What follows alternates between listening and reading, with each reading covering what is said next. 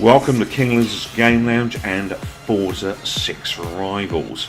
So this is the Formula E Pro Race Off series, a special competition that Turn 10 have put together.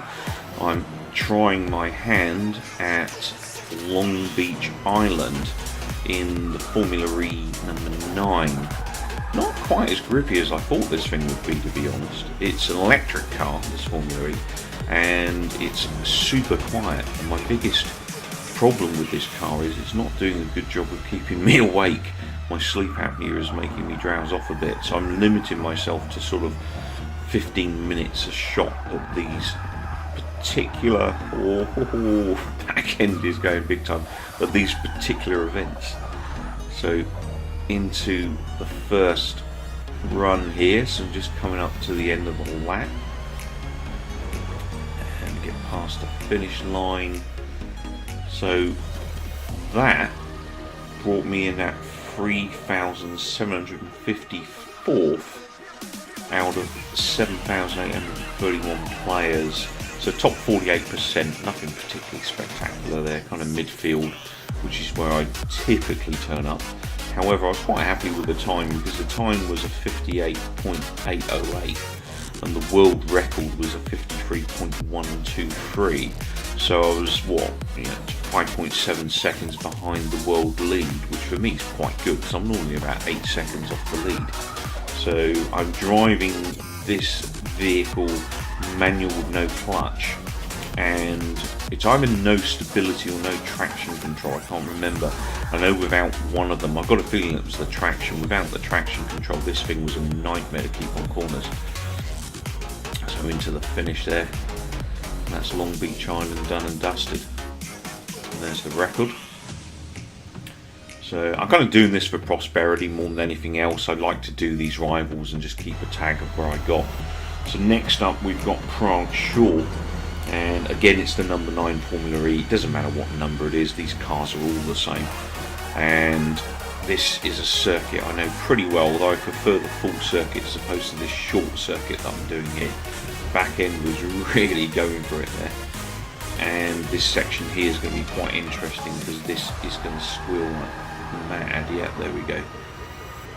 Now, this is my lap 8, so I'm not getting these done in the first lap, but this one is actually 8 laps in, and the reason I'm pushing this again is because I've already improved 4 or 5 times, and I know that if I get it right, I can get that little bit more time out of the car. And this being a circuit I know extremely well, especially this section, I just want to give it the max to make sure I get the best possible time I can in my allotted 15 minutes. Whoa, that's lively on the corners. And then into the finish all nice and easy from here. So let's see what I can reel in. So on this one I managed to come in 992nd in the world out of 1,756 players, so not as many players on this one, and that got me in the top 56%, which is a bit of a shame. I thought I'd done a bit better. And the time was 1.06.695, so 1 minute 06 seconds, and the time in the world was 56 seconds .731, and that was by Raceboy77, someone we know very well, of course. So that left me 12 seconds down, so that was a bit of a shock to the system, really. I mean, I drove my guts out there, so, and you can see this thing's pretty lively on the rear end as I'm taking around the corners. Really strange, because I thought this thing would just grip like nobody's business, but it does not fight the rear. Obviously these are all standard stock cars that we're driving for these challenges, so it's an S-Class 748 Formula E that we're driving. And once again, manual no clutch there, and pretty much everything else I had on there. So I had ABS on, I had traction on. I turned those on in the end because I was just fine. I thought I'd get a better time out of it, and I did. So kind of worked for me, if you like, although I wouldn't have got the best time possible with traction control and stuff. So on to Alps Club. So Alps Club is the number 2 Formula E we're driving here, and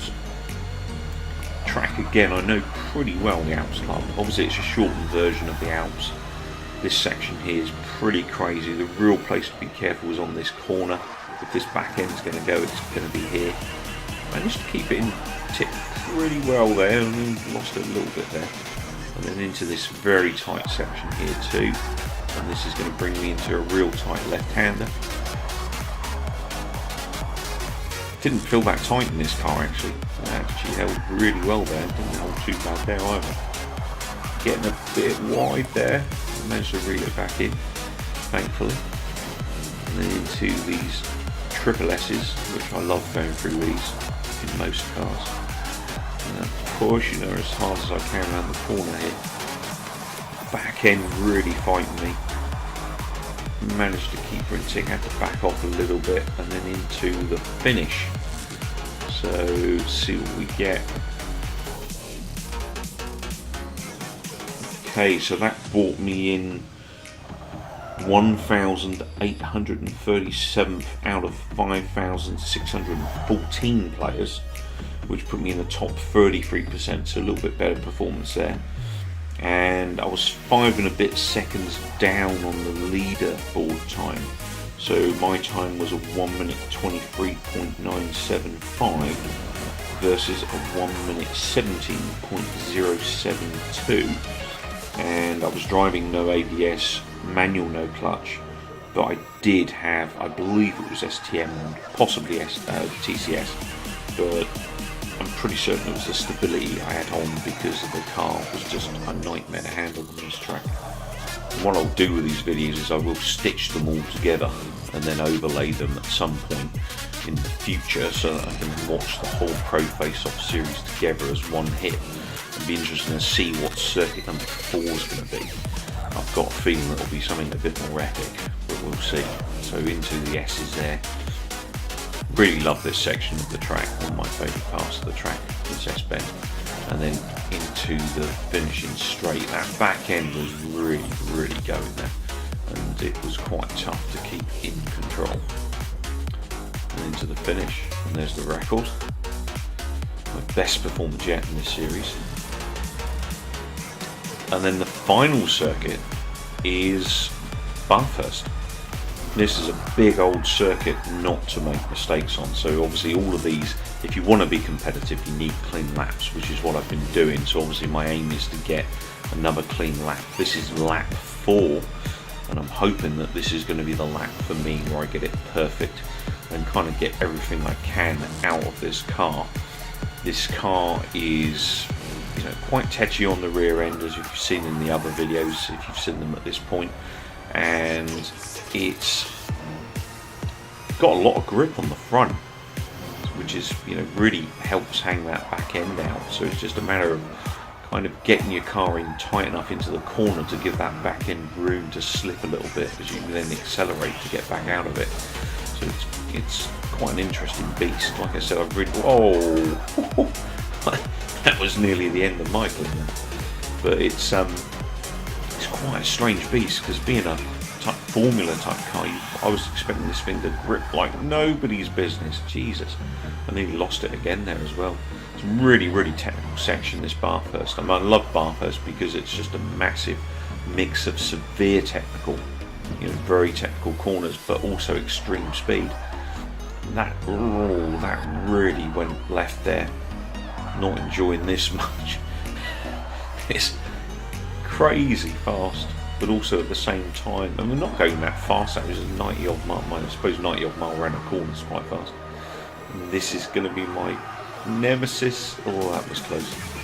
And then almost into the straight here, so a little bit of the corner to get around, and then we're off into the straight. I'm going to see if I can get away with pushing this round the last corner on this straight.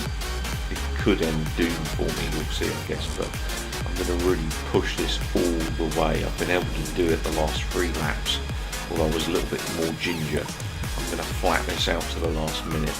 Now I'm going to brake. Here we go. Got away with it. There's a lot of cars you would not be able to do that to, so that wasn't too bad there. And then into the final corner. This is a real tight corner, this one. Keep her on the track. And into the corner. That was that's reasonably taken. A little bit of slip at the rear, and then throttle to the max to get me over the finish. So I'm going to call it there. That was a good improvement, 5 seconds, so I'm quite happy with that. So on this one I was able to come in 3,342nd in the world out of 8,749 players, leaving me in the top 38%. And this was driving the number 23 Formula E. So I had no ABS, no stability, and manual without clutch. And my time was a 2 minute 31 second .002, but the world time was a 2 minute 09.981, leaving me 22 seconds down. That was a big drop in time there. So I was quite disappointed when I saw that at the end of this race, to be honest. I thought I'd done a hell of a lot better than that. I really pushed the crap out of this car, and it was a tough beast to handle. I mean, I suppose if you consider the fact that I had all those slips and slides, I probably lost a good 10 seconds on this lap for me. That if I could control the car just that little bit better, I would have reeled those 10 seconds in, which would have brought my time in closer to what it normally would be. But because I was sort of limited on time, and also because of my sleep apnea, I was really struggling to stay awake by lap 2 of this. It's quite a tough ordeal to kind of put yourself through if you sort of suffer from severe sleep apnea, trying to stay awake with a car that doesn't make a whole lot of noise. It is pretty lively, so it was doing its job keeping me awake there, but it's still sort of drifting off on the straights and stuff. So, and it's not so good, obviously, in terms of times. I mean, if you notice my original lap as I was doing it live, you'll see there was a -30 on there at the beginning of the race, and that's because I just phased out and span off the track on that fast straight, this straight here coming up. But that was quite a fun series, I suppose. Not anywhere near the level I need to be up the top of the competition. You know, those guys are just, you know, way different class to what I'm driving, but I do these just for the fun of it, part of the community, join in, you know, get the best time I can. And the reality is that the more you drive on these tracks, the better you're going to get. So it's all good practice in the long term, and it'll help you get better times in the future. So if you're new to Rivals or you're thinking about Rivals, jump in, join in, have some fun. Well, thanks for watching. Please remember to click that like button and subscribe to the channel. Take care, keep well, and keep watching.